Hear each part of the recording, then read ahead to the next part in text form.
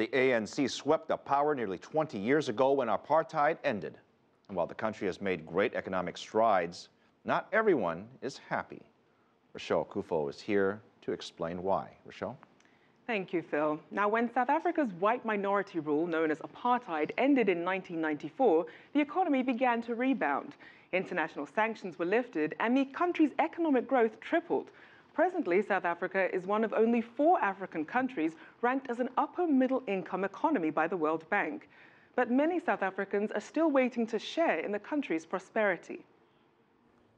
The southwestern townships known as Soweto, home to South Africa's anti-apartheid pioneers like Nelson Mandela and Desmond Tutu, and the scene of some of South Africa's most violent political clashes. Townships were settlements on the outskirts of cities, where black citizens were forced to live under apartheid. For those old enough to remember, the changes have been drastic. Our people, they were running at night. The whites, they're shooting them. One man have died in my yard. But today, I think everything is right, because now you can see that here in Soweto now, we are 100% better.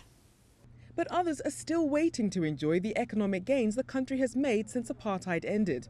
Around 40% of South Africans still live in townships. Many residents can't afford to live anywhere else.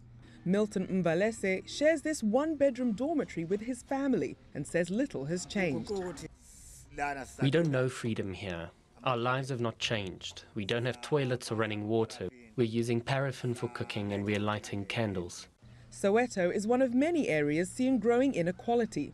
Against the backdrop of golf courses, luxury hotels and upscale shopping malls, many still contend with high crime rates, poverty and a lack of job opportunities. Frustrated, many are trying to get the government's attention, sometimes through violence.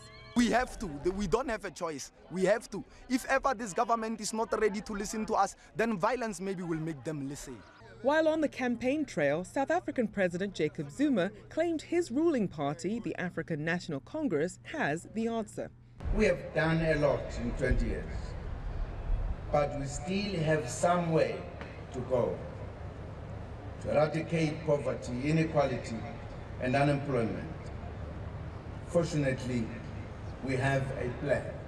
Part of that plan includes a pledge to create 6 million job opportunities over the next 5 years. But details of any monetary policy are unlikely to come out until the final votes of the May elections have been counted.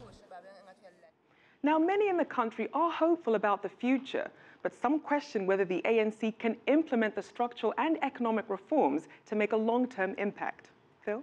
Now, you're also looking, I know, at the economic challenges facing the country as well. What do we know so far? Well, they are tackling quite a few challenges, but unemployment and a lack of job opportunities, that's the biggest source of frustration. The unemployment rate is over 25%. That's 5 million people out of work.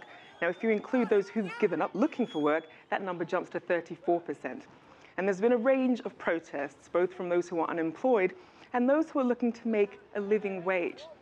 In December, a law that let companies get tax incentives if they hired younger workers came out in December, and that caused division between younger workers and older workers, and the unions say it actually discriminates against those older workers.